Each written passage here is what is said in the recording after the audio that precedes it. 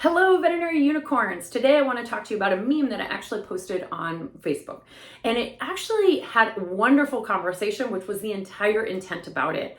It basically said something to the extent of, why are debates always heated?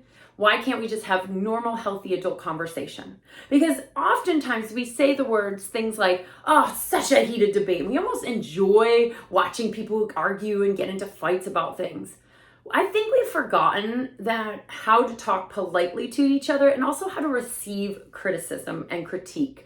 And instead, whenever anything's even remotely negative on social media, we just cancel. We can cancel out people, we can delete them, we can block them, we can just get rid of them, we can say nasty things. And unfortunately, that type of behavior has now actually gone over and spilled into real life. I mean, I hate to say it, but we see this in real life in our own politics here in the United States.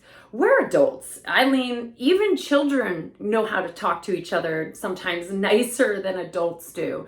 And I think we have to set intention of what we're trying to say, knowing that we're coming from a place of kindness, and it's okay to agree to disagree. So when I think about things like that I want to personally do to really make sure that whenever I have a conversation that's a little bit critiquey, I think the first thing that I like to do is set my intention. I want people to know that I'm coming from a place of kindness. So it might be something to the extent of, ooh, you know, what you just said, I'm not sure I necessarily agree with. And if you're okay, I would like to actually share my views, right?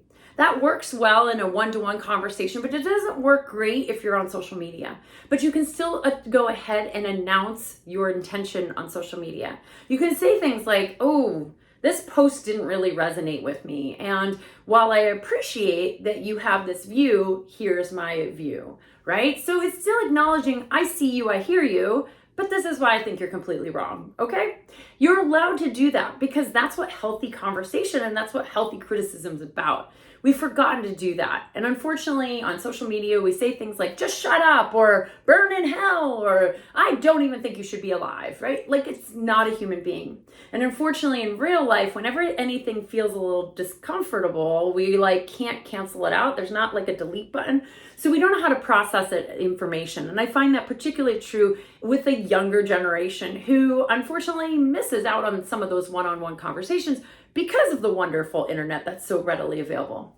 So I think ultimately the whole point of this is debates don't have to be nasty and heated. We should embrace it. I want you to embrace someone coming to you and talking to you with an opposing view. And here's the thing, if you find your blood boiling, if you feel yourself getting a little angry,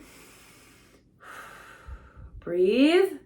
Realize that you probably don't even need to respond necessarily right then and there. And here's my two favorite taglines that I love to teach everybody. Thank you so much for your thoughts. Let me think about what you just said.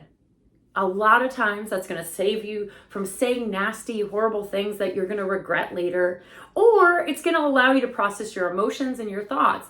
And that's okay. You do not need to respond to everybody all the time, immediately right then and there. I think people oftentimes when they hear an opposing view, they go, oh, I'm starting to think about exactly what I'm going to say. Just thank you so much for your thoughts. I need to think about what you just said. One, it stops any of the negativity from happening, non-combative, right? Number two, that person may say, oh, actually, what I just said was really argumentative and I didn't mean for it to come out across that. So I'm glad that you didn't respond. Let me reframe that. Again, we need to embrace debate. We need to embrace criticism. We need to embrace critique because that is how we move forward. If we all just agreed with each other and, oh yeah, whatever you say, I love it. It's the most fantastic thing. Yeah, let's go jump off a cliff together. That's not how we progress. So I want you to embrace the conflict in your life, set the intention, think about your own emotions as they're boiling up or they're terrifying you or they're getting your angry cry in, whatever it is. Think about those emotions. Learn to say, this is a good thing. I'm glad this person's challenging me. And hopefully we can all get away from heated debates and just healthy debates. Thank you so much for everything that you do and keep on being a unicorn.